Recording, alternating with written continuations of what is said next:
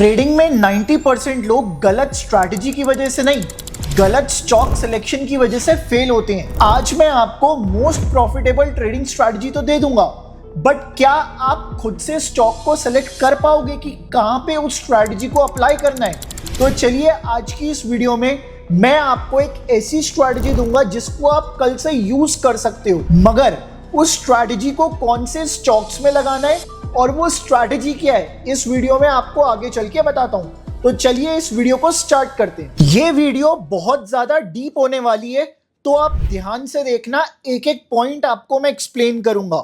आप अपने पास trading view open करके रख लो जिसमें आपका टाइम फ्रेम 15 मिनट्स का होना चाहिए। साथ ही साथ आप एक और टैब ओपन करेंगे, सिंपली गूगल पे जाके सर्च करो कैलकुलेटर ऑनलाइन। तो ये वाला जो कैलकुलेटर है ना, ये आपके पास ओपन होना चाहिए। तो इन दोनों चीजों का यूज है। अब आप करोगे क्या, देखिए गाइस, स्टॉक सिलेक्शन सबसे पहला टॉपिक है हमारा कि स्टॉक को सिलेक्ट कैसे किया जाए। सबसे बड़ा टॉपिक बनता है और सबसे पहला टॉपिक है कि स्टॉक को मैं कैसे सेलेक्ट कर रहा हूं। देखिए गाइस, स्टॉक को सेलेक्ट करने के लिए सबसे पहले मैं निफ्टी का एनालिसिस करूंगा। निफ्टी में क्या एनालाइज करूंगा, बहुत सिंपल है, ईएमए लगाना है। बस अभी बताऊंगा आपको कैसे लगाओगे आप लोग। तो स्टॉक सिलेक्शन के लिए आप लोग क्या करेंगे, निफ्टी का एनालिसिस करेंगे। अब निफ्टी का एनालिसिस ना दो टाइप का होगा। कितने टाइप्स का होगा? दो टाइप्स का होगा। अब इसमें से पहला टाइप होगा, क्लोज जो है वो ग्रेटर देन ईएमए 200 है, ठीक है, ये पहले टाइप का एनालिसिस। और दूसरे टाइप का एनालिसिस क्या है, जो क्लोज है वो लेस देन ईएमए 200 है, ठीक है। क्लोज क्या है, लेस देन ईएमए 200। तो निफ्टी में दो टाइप के एनालिसिस हैं। अब इन्हीं एनालिसिस के बेसिस के ऊपर हम लोग क्या पिक करेंगे, हम लोग पिक करेंगे अपने स्टॉक्स। इन्हीं दो एनालिसिस को कंबाइन करेंगे और हम लोग पिक करेंगे अपने स्टॉक्स को। चलिए, तो यहीं से लेंगे हम लोग अपने स्टॉक्स। अब क्या करना है, सबसे पहले ईएमए 200 लगाएंगे। तो इंडिकेटर में जाएंगे, टाइप करेंगे ईएमए। तो मूविंग एवरेज एक्सपोनेंशियल आ रहा है, इसको मैं लगा लूंगा। अब इसकी सेटिंग्स में जाके ना, इसको मैं 200 का ईएमए कर देता हूं। तो ये जो ईएमए लगा है ना, ये 200 का ईएमए लग गया। अब मेरी बात को ध्यान से सुनना, ठीक है। हमें निफ्टी के अंदर एक ऐसा डे फाइंड करना है। कैसा डे? एक ऐसा डे फाइंड करेंगे निफ्टी में जहां निफ्टी की ओपनिंग है वो ईएमए 200 के नीचे हुई हो, जैसे कि इस केस के अंदर हुई है, और जो निफ्टी की क्लोजिंग है वो ईएमए 200 के ऊपर आई हो, जो कि यहां पर आई है। अब ये जो डेज है ना, इसको सेपरेट कर देते हैं। कैसे करूंगा, सेटिंग्स में जाऊंगा, ठीक है, और ये जो सेशन ब्रेक्स है ना, मैं इसको इनेबल कर दूंगा। आपके पास कुछ ऐसा दिख रहा होगा, तो मैंने यहां से इसको लाइन में डाल दिया। बस ये मैंने सेशन ब्रेक्स इनेबल कर दिए। अब आप देखोगे ये जो येलो लाइन है ये एक दिन को रिप्रेजेंट कर रही है, ठीक है। जो निफ्टी की ओपनिंग थी वो नीचे हुई है और जो निफ्टी की क्लोजिंग है वो ऊपर हुई है। तो सबसे पहला काम था मेरा कि मैं निफ्टी में जाके चेक करूंगा कि पैटर्न क्या बना है। अगर ये वाला पैटर्न बना है तो सेम टाइप का पैटर्न मैं निफ्टी के स्टॉक्स के अंदर ढूंढूंगा। सिंपल सा काम है मेरा। जो भी निफ्टी के स्टॉक्स हैं, इस दिन पे आके सेम पैटर्न मैं उन स्टॉक्स के अंदर ढूंढूंगा। तो चलिए रिलायंस में चलते हैं सबसे पहले, और सेम डेट पे आ जाएंगे जो कि 31 दिसंबर 2025 थी। तो यहां पे आप चेक करो, क्या रिलायंस के अंदर भी सेम पैटर्न बना है। रिलायंस 200 ईएमए के नीचे खुला और 200 ईएमए के ऊपर बंद हुआ। तो जैसा निफ्टी में हुआ वैसा ही निफ्टी 50 के एक स्टॉक में भी हुआ है।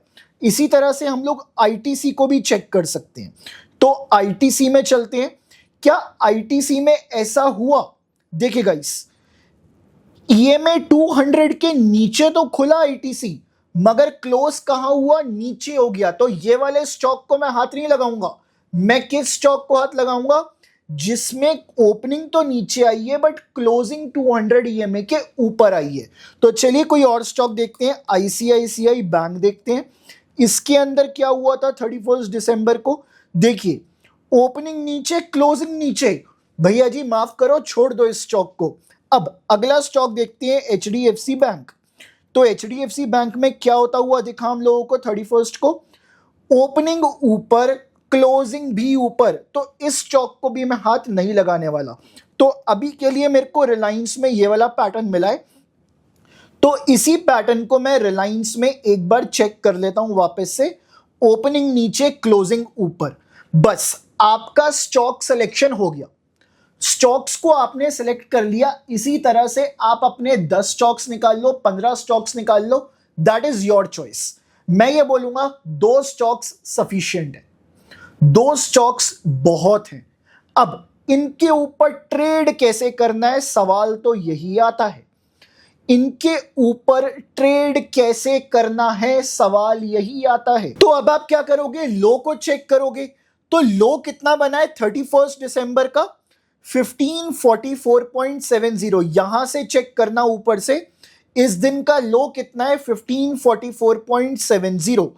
अगर आपको कोई डाउट है तो आप इसको वन डे के चार्ट पे भी इसको चेंज कर सकते हो, ठीक है। अगर आपको कोई डाउट है, 31 दिसंबर को लो कितना था 1541, कितना लो था इसका 1541, कोई भी डाउट लगे तो इसको वन डे के चार्ट पर चेंज कर लो। तो वापस अब 15 मिनट्स पे आ जाओ, लो कितना है 1541। चल सो इस लो को ना मैं अभी यहां पे लिख लेता हूं, इस दिन का लो कितना है 1541। अब आप चेक करना, मैं यहां से काउंट कर रहा हूं 1 2 3 4, 1 2 3 4। जब मैं फोर्थ को ओपन करूंगा ना तो यहां से मेरे को एक टूल दिखेगा ज्ञान फैन। सो मेरे को इसी टूल को लगाना है इस स्ट्रैटेजी के अंदर। तो ये जो आप फर्स्ट कैंडल देख रहे हो, इसके लो पे ना इस टूल को अभी आप रख दो और इसको एक्सपैंड कर दो। कहां तक एक्सपैंड करोगे, जो डे की लास्ट कैंडल है ना वहां तक इसको खींच के ले आओ और यहां पे आके क्लिक कर दो। दोबारा सिखा देता हूं, ज्ञान फैन को लो, जो डे की फर्स्ट कैंडल है इसके ऊपर रखो और खींचते खींचते जो डे की लास्ट कैंडल है वहां पे आके सेकंड क्लिक कर दो। इतना सा काम कर दो आप। उसके बाद इस टूल की हमें सेटिंग्स में आना है। कुछ इस टाइप का आपको बॉक्स दिखेगा, तो इसकी सेटिंग्स में आओगे आप लोग। सेटिंग्स में आने के बाद ये जो कोऑर्डिनेट्स का कॉलम है इसके अंदर आ जाओ। जो #1 दिख रहा है ना, इसमें ये वाले लो की वैल्यू डाल दो। कितना है लो 1541, तो इस लो की मैं वैल्यू डाल दूंगा 1541। बस मेरा #1 आ गया। अब मैं निकालूंगा अपना #2। #2 निकालने के लिए थोड़ा सा वेट करेंगे, मैं आपको कैलकुलेटर के ऊपर लेके चल रहा हूं, जब तक आप इसको ओके कर दो, जब तक इसको ओके कर दो। अब हम आएंगे कैलकुलेटर के ऊपर। कैलकुलेटर के ऊपर आने के बाद ये जो आपको अंडर रूट का साइन दिख रहा है, पहले आप इसको क्लिक करो, फिर जो लो था ना, डेज लो था, उसको डालो यहां पे 1541 और इक्वल्स टू कर दो, इक्वल्स टू कर दो। अब इसमें प्लस करो वापस से 1541, है ना कितना सिंपल, जो कि लो था डे का, इक्वल्स टू कर दो। कितना आया 1580.25। पहले 2 नंबर लोगे डेसिमल के बाद, जो पॉइंट है ना इसके बाद पहले 2 नंबर लोगे, 1580.25। अब मैं क्या करूंगा, ये मेरा #2 है, वापस से मैं सेटिंग्स में जाऊंगा और यहां पे लिख दूंगा 1580.25 और ओके पे क्लिक कर दूंगा। मेरा काम हो गया, यहां पे मैंने अपना काम कर लिया इस पॉइंट के ऊपर। अब थोड़ा सा इस टूल को समझो, ये जो इसमें मिडल लाइन दिख रही है आपको, आपके पास ना अभी ऐसी लाइन नहीं आ रही होगी, मैं आपको दोबारा बता देता हूं। जब आप स्टाइल में जाओगे ना 1/8, 1/1 और 8/1, इसको टिक रखना, बाकी जितने भी बीच में है ना सबको अनटिक कर दो। जो 1/1 है ना, ये वाली जो बीच वाली लाइन है, ये है हमारी 1/1 की लाइन। अगर हमारी डे की क्लोजिंग जो 31st है ना, जो हमारे डे की क्लोजिंग है इस 1/1 वाली लाइन से नीचे है, तो मैं अगले दिन सेल करने के लिए देखूंगा। और अगर ये वाली क्लोजिंग इसके ऊपर आती, 1/1 की लाइन के ऊपर आती, तो अगले दिन मैं बाय करने के लिए देखता। अब जो अगले दिन का मेरा रेजिस्टेंस है ना, वो क्या होगा? वो सिंपल सी बात है, ये वाली जो लाइन है ना, यही मेरा रेजिस्टेंस होगी नेक्स्ट डे का। तो इसको ना मैं अभी इस ट्रेंड लाइन से मार्क कर देता हूं। यस, यही मेरा रेजिस्टेंस है नेक्स्ट डे का। तो मैं क्या करूंगा, अभी इस गैन फैन के टूल को हटा दूंगा और ये मैंने अपना रेजिस्टेंस मार्क कर दिया। मैंने नेक्स्ट डे के लिए अपना रेजिस्टेंस मार्क कर लिया है यहां पे।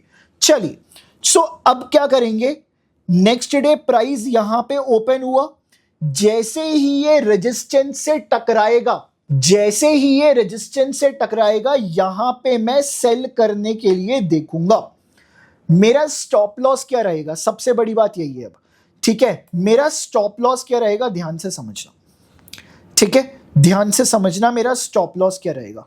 मैं एंट्री कहां पे बना रहा हूं, 1584 1585 के आसपास में अपनी एंट्री बना रहा हूं। मेरा स्टॉप लॉस क्या रहेगा, जो भी रिलायंस का नेक्स्ट रेजिस्टेंस है ना इंट्राडे का, वो मेरा स्टॉप लॉस रहेगा। कैसे पता करूं उसको, इंट्राडे में मेरा नेक्स्ट रेजिस्टेंस कौन सा है?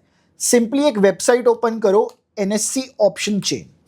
ठीक है, NSE ऑप्शन चेन पे आओ, उसके बाद ना यहां से आप रिलायंस का स्टॉक ढूंढो। ठीक है, यहां से आप फाइंड करोगे रिलायंस का स्टॉक। मैंने फाइंड कर लिया।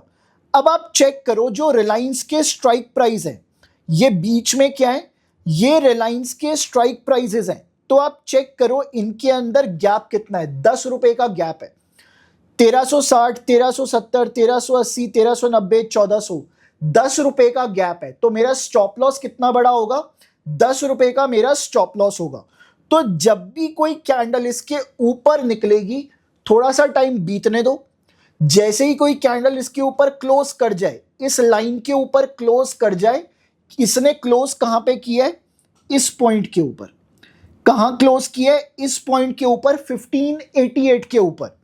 तो उसी पॉइंट पे हम लोग शॉर्ट करने के लिए देखेंगे और 10 रुपए का इंट्राडे स्टॉप लॉस रखेंगे। टारगेट क्या होगा आपका, टारगेट देखो, मैं आपको बहुत ही एक जेन्युइन टारगेट बता रहा हूं। जो लास्ट डे का क्लोज था ना, वहां तक आप अपना इंट्राडे टारगेट रख के चल सकते हो। जो लास्ट डे का क्लोज है, वहां तक आप अपना इंट्राडे टारगेट रख लीजिए। तो यहां पे हमने शॉर्ट किया, 10 रुपए का स्टॉप लॉस मैंने कैसे निकाला, ऑप्शन चेन से निकाल लिया। और मैंने जो टारगेट रखा, वो लगभग मैंने कितना रखा, जो लास्ट डे का क्लोज है उसके आसपास तक मैंने अपना टारगेट रख लिया। अब आपके माइंड में ये क्वेश्चन आ रहा होगा, अगर ये वाली क्लोजिंग इसके ऊपर आती तब मैं क्या करूं? तब हम लोग इस ट्रेंड लाइन के ऊपर आने पे बाय करते। ऊपर खुले प्राइस, फिर ट्रेंड लाइन पे आए तो बाय करेंगे। अब गाइस मैं आपको छोटी छोटी चीजें बता रहा हूं, इनका ध्यान रखना। ये क्या हुआ था, क्लोजिंग इस 45 डिग्री लाइन के नीचे आई थी। जो क्लोजिंग आई थी 45 डिग्री लाइन के नीचे आई थी। ठीक है, अब जो नेक्स्ट डे ओपनिंग है ना, वो भी इस 45 डिग्री लाइन के नीचे आनी चाहिए। अगर ये ओपनिंग 45 डिग्री लाइन के ऊपर आ जाए तो छोड़ दो, वहां पे कुछ भी नहीं करोगे आप। अब यही क्लोजिंग अगर 45 डिग्री लाइन के ऊपर आएगी और नेक्स्ट डे क्लोजिंग ऊपर आए, तभी मैं सपोर्ट को ट्रेड करूंगा, अदरवाइज छोड़ दूंगा। तो चलिए कोई एक और डे फाइंड करने की कोशिश करते हैं निफ्टी के अंदर पहले, फिर हम देखेंगे वापस रिलायंस में कि क्या सेम टाइप की चीजें हुई हैं। ठीक है, तो अभी मैं 15 मिनट्स के टाइम फ्रेम पर आया कि ओपन तो नीचे मिले बट क्लोज ऊपर मिल जाए। ओपन तो भैया नीचे मिलेगा बट क्लोज ऊपर मिल जाए। ये वाला डे देखिए, 6 अप्रैल 2026, इस दिन ओपनिंग नीचे, क्लोजिंग ऊपर। चलिए इसी चीज को मैं वापस रेप्लिकेट करता हूं, 6 अप्रैल 2026, ये मेरी डेट है निफ्टी के लिए। ठीक है, अब मैं इसी चीज को वापस 1 डे टाइम फ्रेम पे एक बार देखने से पहले मैं पहले स्टॉक सिलेक्शन कर लेता हूं। तो रिलायंस को देख लेते हैं वापस 6 अप्रैल। तो 6 अप्रैल को आप देखो रिलायंस ने उल्टा किया है, निफ्टी ने तो पॉजिटिव क्लोजिंग दी, रिलायंस ने नीचे दिया। तो ये तो मेरा स्टॉक नहीं है कल के लिए। अब मेरे लिए कौन सा स्टॉक हो सकता है? आईसीआईसीआई बैंक चेक कर लेता हूं मैं एक बार। चलिए, तो 6 अप्रैल पर वापस आ जाते हैं। ओपनिंग तो नीचे दी है, बट यार देखो क्लोजिंग भी नीचे दे दी है, क्लोजिंग भी नीचे दे दी है, तो ये भी मेरा स्टॉक नहीं है। आईटीसी देख लेते हैं एक बार, आईटीसी में क्या हुआ है। आईटीसी ने ओपनिंग नीचे दी और क्लोजिंग ऊपर दी, तो आईटीसी मेरा गो टू स्टॉक बन रहा है। नेक्स्ट डे के लिए जो मेरा स्टॉक है वो है आईटीसी। तो आईटीसी में सेम काम करूंगा। आईटीसी के अंदर सबसे पहले वनडे पे जाके इसका क्लोज लूंगा। तो 6 अप्रैल का वनडे पे जाके लो कितना है, इसके लो को यहां से आप चेक कर लेना। इसके लो को आइडेंटिफाई किया है 290.25। कितना है लो? 290.25। तो इसका मैंने लो पिक कर लिया इस पॉइंट से। अब आप देखना, जो इसका लो है ना 290.25, इसको मैंने यहां पे टाइप कर लिया। अब मैं क्या करूंगा? गैन फैन लगाऊंगा फर्स्ट कैंडल से लेके लास्ट कैंडल तक। अब इसकी सेटिंग्स में जाऊंगा, कोऑर्डिनेट्स में जाके 290.25 पर, ये तो मेरा ऑटोमेटिक आ गया। और जो मेरा #2 है इसको मैं कैलकुलेट करके निकालूंगा कैलकुलेटर में आके। कैसे? अंडर रूट डालूंगा 290.25, इसको इक्वल्स टू कर दिया, प्लस करेंगे 290.25 और इक्वल्स टू कर दिया, तो 307.28। मेरा #2 कितना आया? 307.28। तो यहां पे मैं लिख देता हूं 307.28 और मैंने ओके कर दिया। मेरा सब कुछ यहां पे सेट हो चुका है। ठीक है, एवरीथिंग इज नाउ सेट। अब आप देखो, ये जो बीच वाली लाइन है ये यहां पे आ रही है, और जो मेरा क्लोज है वो नीचे आ रहा है। इसका मतलब मैं नेक्स्ट डे सिर्फ और सिर्फ सेल करने की कोशिश करूंगा आईटीसी के अंदर। मेक श्योर कि जो ओपनिंग है ना इस 45 डिग्री लाइन से नीचे हो जाए, जो कि हुई भी है, बट अगले दिन प्राइस वहां तक पहुंचा ही नहीं है। जैसा कि आप चेक कर सकते हो, अगले दिन प्राइस यहां तक पहुंचा ही नहीं है। तो क्या करोगे? अगले दिन के लिए इसको आप छोड़ दो, इसमें आपका ट्रेड ही नहीं बना। जब ट्रेड बनेगा तभी लेंगे, अदरवाइज अवॉइड करेंगे। तो आई गेस ये स्ट्रैटेजी आपको पसंद आई होगी यार। अगर पसंद आई तो वीडियो को लाइक कर दो, चैनल को सब्सक्राइब कर लो। और ये बोलूंगा कि यार इसी चैनल पे आपको ऐसी वीडियोस मिल रही हैं, इसलिए प्लीज चैनल को सब्सक्राइब करके रखो और इस वीडियो को अपने उन फ्रेंड्स के साथ शेयर करो जिनको ट्रेडिंग में स्टॉक सिलेक्शन करने की सख्त जरूरत है। और कमेंट करके बताओ कि आप कौन से स्टेट से इस वीडियो को देख रहे हो और किस दिन आप इस वीडियो को देख रहे हो। चलिए नेक्स्ट वीडियो में मिलता हूं आप लोगों से।